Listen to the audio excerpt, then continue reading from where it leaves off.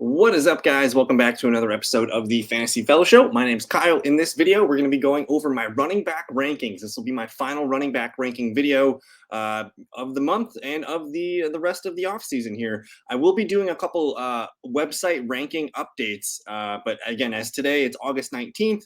I think a lot of you guys are going to be drafting maybe this weekend, if not the next 2 weekends. So this will hopefully be in prep for you guys to help you guys get ready for your drafts. And then, yeah, check out the fantasyfellowship.com. That's where I'm going to be making these site updates here, and that's what we're going to be looking at today in the video. So if you go to the fantasyfellowship.com, I'm going to put the link in the description too. You hit the 2023 playbook, it'll bring you right to the main landing page where everything you need is here. So let's go ahead and click into the running backs. I've already done the quarterback video. You're probably going to see that somewhere pop up or at the end of the video. So check out the QB ranking video. I'm going to continue making videos today. We'll do wide receivers and tight ends next. But let's get into the video here. We're going to start with my tier 1 running backs. And we're going to break this down by tier for you guys today. I only have 2 running backs in the first tier here. That's Christian McCaffrey and Austin Eckler. They're basically the same player. I think the Chargers are going to throw the ball a lot more. McCaffrey's probably going to have a little bit more rushing attempts in a full PPR format. I might be able to convince you to take Austin Eckler. But either way, these are kind of universal rankings here. I think Eckler and CMC are just fantastic running back pieces this year. The only thing stopping them is going to be if they get hurt. We know their roles are elite. We know there's tons of passing opportunities for these guys, and they are the goal line back, and they should fall in the end zone quite a bit. So no discussions here. McCaffrey, Eckler, I absolutely love these guys as the top running backs and the top 5 picks of your draft here. And after Justin Jefferson, Jamar Chase, I think Eckler and CMC are probably the next 2 picks for me in that top 4, and you can actually shift them around a bit. But that's your tier 1. I don't need to spend too much time to convince you on McCaffrey or Eckler. I think they're both fantastic picks. I prefer Eckler. If I'm picking one, I just like that Chargers offense a little bit more. And moving on to tier 2, and this is probably the best piece of advice I can give you guys. If you're drafting this weekend or next weekend or whatever, you need one of these top 6 running backs. Otherwise, you're probably going to be doing a 0 running back approach. But these are the 6. And the tier 2 does include Tony Pollard, Bijan Robinson, Nick Chubb, Saquon Barkley. I love this tier group number 2 here. You can sometimes get these guys in the second round. Otherwise, a late first will do. With Tony Pollard, I mean, the dude was RB8 last year, and now Ezekiel Elliott's gone and leaves a ton of opportunities. So Pollard just needs to stay healthy this year, and he's going to be a top 5 back. I love what they're going to do with him in Dallas. He's going to be a force running the ball and catching the ball. He's really good. Tony Pollard's a top 5 back this year if healthy. Bijan Robinson, I know it's sometimes scary to take a rookie running back with your first or second round pick, but Bijan is warranted, man. It's very rare to see a running back taken in the top 10 of the NFL draft, and Bijan was pick number 8 this year. So expect him to get a ton of touches, and his overall ranking is going to really depend on how many receptions he gets this season. But we know Atlanta's going to run the hell out of the ball. So I love Bijan Robinson. He's also probably the best bet to stay healthy of this top 6. He's young and fresh, and absolutely love Bijan Robinson. And also the Falcons have the easiest schedule in the NFL. The Falcons and the Saints both have the easiest schedules in the NFL this year. So I love Bijan for that reason as well. Nick Chubb's, got no Kareem Hunt behind him anymore. And he's entering probably what's going to be the best season of his career. He's a threat to lead the league in rushing yards, and he's probably set up to have a career year receiving the ball as well. So Nick Chubb, outside of Bijan, I would say Nick Chubb is the second safest running back to take this year. I love Nick Chubb, and they don't really have a valuable RB2 behind him. They have Jerome Ford, which I'm not really buying as a viable threat to his touches. And then Saquon Barkley. Barkley's going to rarely leave the field. He's going to be on there in all rushing situations and third downs. He's going to get a lot of passing attempts thrown his way from Daniel Jones. Barkley is super safe, and I think the injury concerns that we had with him the last couple seasons have gone out the window since he played nearly a full season last year. So I love Barkley. You want one of these 6 running backs. I think that is one of my favorite things to tell people this year. If you don't get one of these 6, I'm probably going to be looking for some running backs a little bit later. Moving on to tier 3, I've only got 2 guys in this tier 3. That's Derrick Henry and Josh Jacobs. They're kind of the consolation prizes if you do miss out on some of these guys. I don't personally love Derrick Henry. I don't want to spend a first-round pick on him. I am very concerned about the Titans' offensive line. Yes, Derrick Henry's going to get a ton of touches when he's healthy, but he's entering age 29. He's had a lot of mileage on his legs, and again, that offensive line is a big concern of mine. So I'm fine with Derrick Henry, in the second round if you can collect him. And I know he's going to be my running back one every week that he's healthy, but I feel much stronger about the 6 running backs ahead of him. But either way, Henry's a top 10 back when he's healthy. And then the thing with Josh Jacobs is, if you're feeling risky, you can grab Josh Jacobs. If you're watching this and he's still not signed with the team or he's not at training camp, I think you can take Josh Jacobs and just grab Zamir White later at the end of your drafts. But when you take Josh Jacobs, you're going to want to make sure you have 2 running backs that you can start week 1 in case Josh Jacobs isn't there. So with Jacobs, you got to build a running back plan that includes the risk of him not playing week 1. But I love Josh Jacobs. He's a great running back. Hopefully he's there week 1. I'm cool with drafting Jacobs as long as you have a plan to make sure that you cover your bets, essentially. Tier 4 gets a little interesting here. Let's look at these guys here, starting with Jonathan Taylor, Ramondre Stevenson, and Jahmyr Gibbs. Guys, I'm kind of just crossing Jonathan Taylor off my boards this year. Kind of the same thing with Jacobs. I would rather draft Jacobs than Jonathan Taylor because Jacobs is healthy. Jonathan Taylor is not healthy. He's got an ankle thing. He's got a back thing. He's got the contract thing. He's got the trade demands. There's just nothing positive about Jonathan Taylor and his relationship with the Colts right now. I can't guarantee that he's going to play week 1. And to be honest, like if Jonathan Taylor gets hurt, we might not see him play for a while. So there's just a lot of things here that just smell like, it just smells like bad vibes to me. If you want to take Jonathan Taylor, you have to make sure you have 2 other running backs that you can feel okay with at the RB1 and RB2 spot. So to me, I feel so much better about the top 6 running backs. I feel better about Henry. I feel better about Jacobs long-term. Taylor's just kind of not really on my list. I'd rather grab Ramondre Stevenson after him, actually. In a full PPR league, I think that's where Stevenson really looks good. Zeke Elliott is there, yes. Zeke Elliott could be the short yardage in the goal line back, but Stevenson still has tremendous value in a full PPR league, and he can get some touchdowns too. So I do like Ramondre. I do view him more as a running back too, though. I think Ramondre, and then I have Jahmyr Gibbs here at the end of tier 4. Gibbs does look best as a running back 2 on your PPR roster. I think in a half PPR, yes, he's a running back 2. Even standard, maybe not. We'll see how many carries and attempts he can get rushing. But Jahmyr Gibbs in a full PPR league, he's going to flirt with the top 10 running back finish. But he does look best as your running back 2. I think you're going to see Gibbs and David Montgomery on the field a lot together this year. I don't expect Gibbs to be the goal line or short yardage back, but maybe he'll get some red zone work. And I know he's going to be the 2nd or 3rd leading receiver on this team. After Amon-Ra St. Brown, Gibbs might be their 2nd best receiving weapon. So I'm all in on Jahmyr Gibbs. If you can somehow get Gibbs as your RB2 and say you get Tony Pollard and Jahmyr Gibbs to start your draft, grab a receiver round 2, something like that, I think it could be really, really nice. Moving on to tier 5. Tier 5 gets a little bigger as we're starting to kind of widen net this. Breece Hall, Joe Mixon, Aaron Jones, ETN, Dameon Pierce, Najee Harris. This is like the really solid RB2 group for me that could finish as running back, top 12 running back ones. Breece Hall, obviously he's not healthy yet. He's going to have Dalvin Cook getting more work, I think, in the first month. But Breece Hall is going to be one of those guys that I think I want on my team for the fantasy championship run. You're going to see Breece just continue slowly getting more and more work, more snaps, more involved in the offense.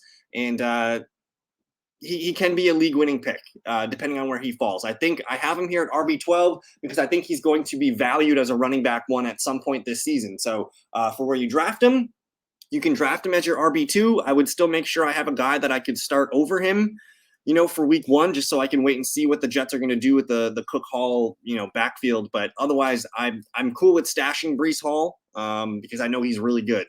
Joe Mixon, dude's got over his legal troubles here. I don't need to say much about that. Personally, I don't like Joe Mixon. He's had some incidents in the past that make me just question his character. But you can't ignore what he's going to do on the field for fantasy football this year. He's a locked and loaded running back 2 for where he's being drafted. If you wanted to wait to grab him as your RB1, I think he can pay off. He is starting to show signs of decline in efficiency metrics and things like that, but they don't really have a good RB2 behind them. I think Mixon's set up for another high volume season. Aaron Jones, kind of the same thing. He's the lead back in a Packers offense that's going to probably, run the ball a little bit more. And I think Jordan Love's going to be able to check down enough to Aaron Jones where maybe he's not RB7 like he was last year, but Aaron Jones is still going to be a high value touch guy.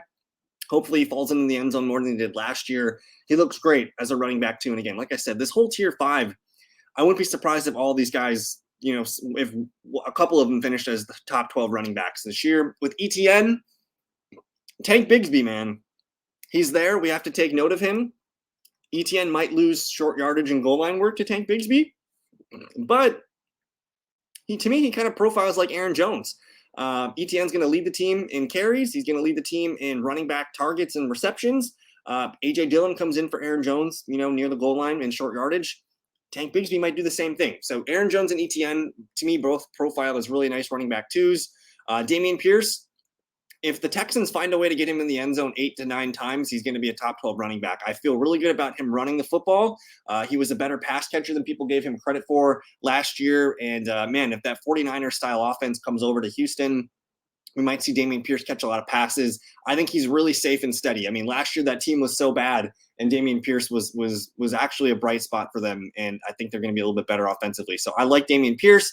Najee Harris feels kind of like hitting a single. I think he's a volume play, but the camp noise about Jaylen Warren this year is pretty loud. I wouldn't be aggressive taking Najee Harris. I'd only want him as my RB2. I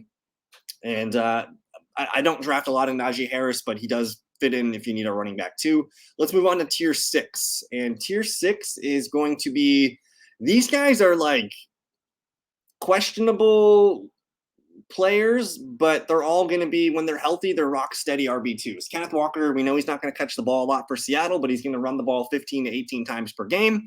He's got a groin injury right now, so we'll have to monitor that. He is back at practice though, so I like that. But he doesn't have the receiving upside to get him into the top 10, top 12, unless he just smashes on touchdowns. But kind of the same thing with Madison. I like Alexander Madison. We just haven't seen him play, as a starter for a full season. So I don't know if he can hold up for the whole year.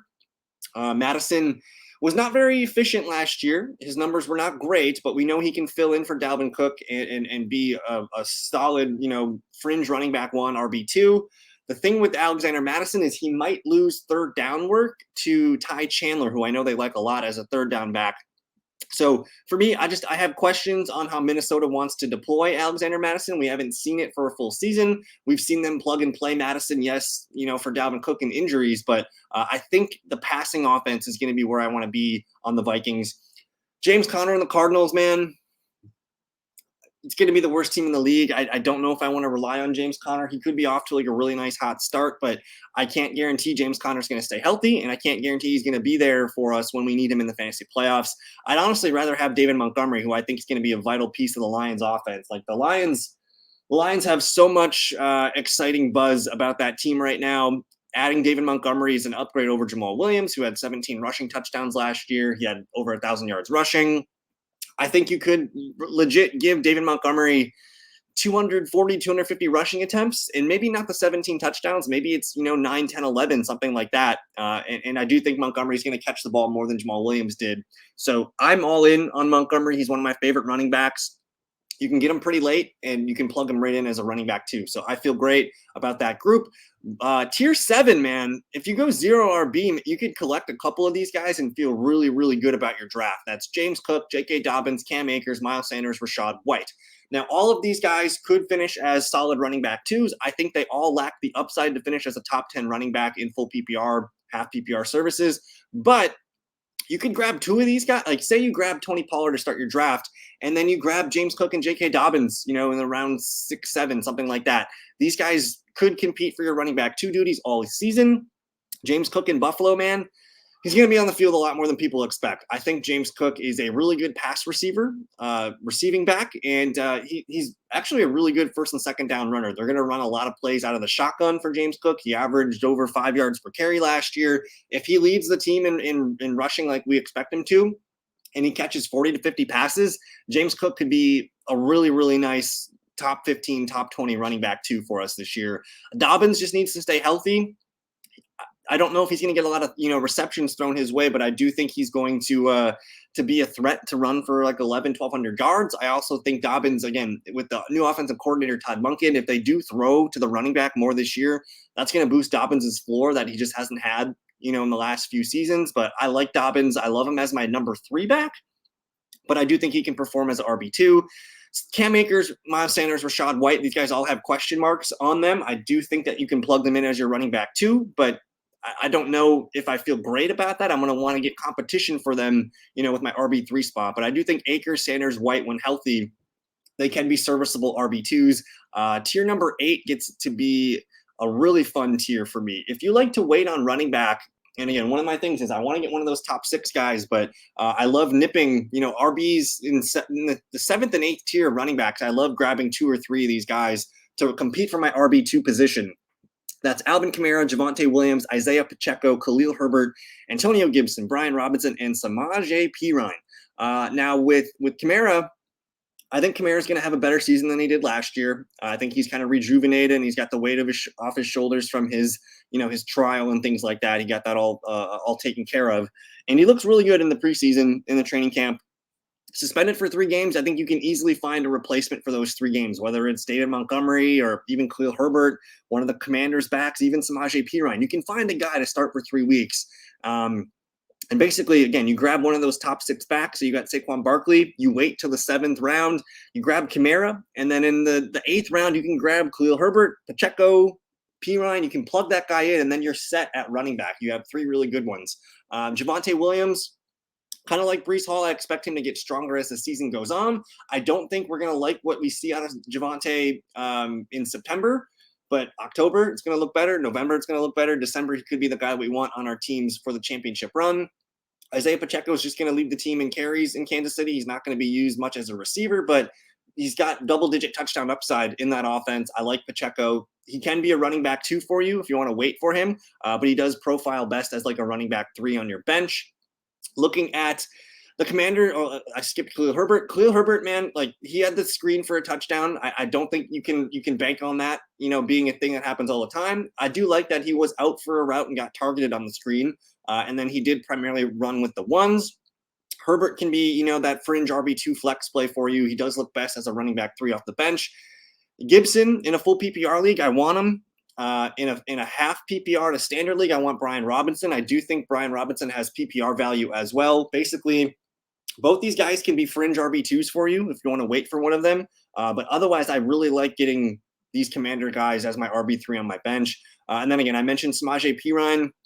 You can start Samaje Perine for the first 2-3 games while Kamara's out, or if you want to get Breece Hall and Samaje, something like that.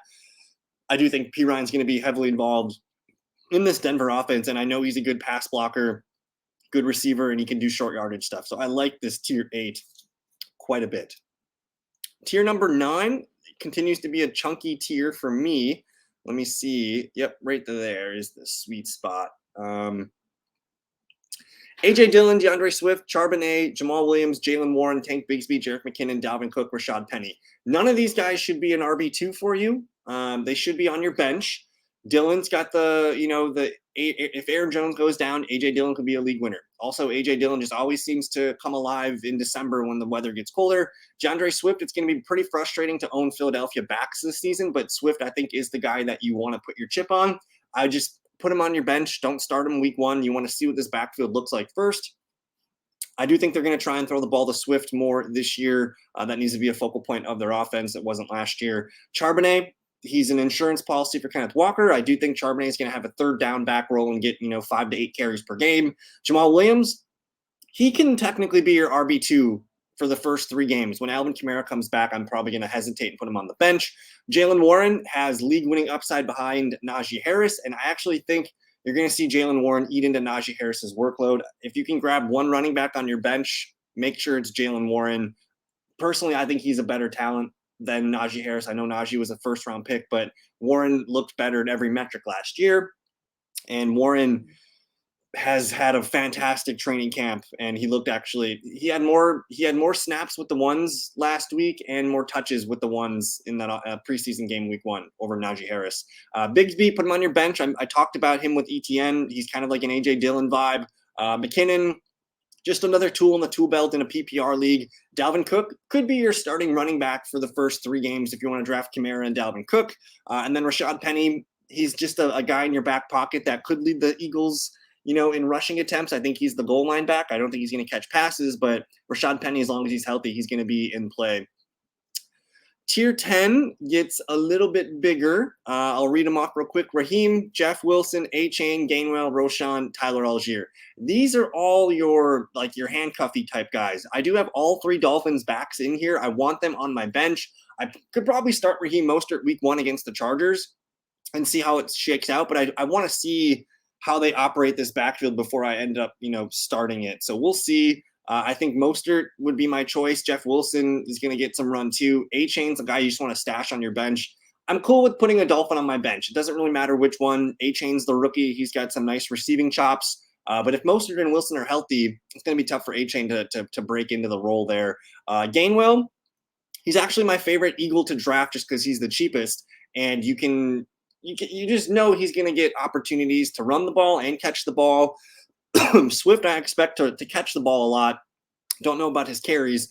Penny, I expect to carry the ball a lot. Don't think he's going to receive the ball a lot. So Gainwell's kind of the best of both worlds there.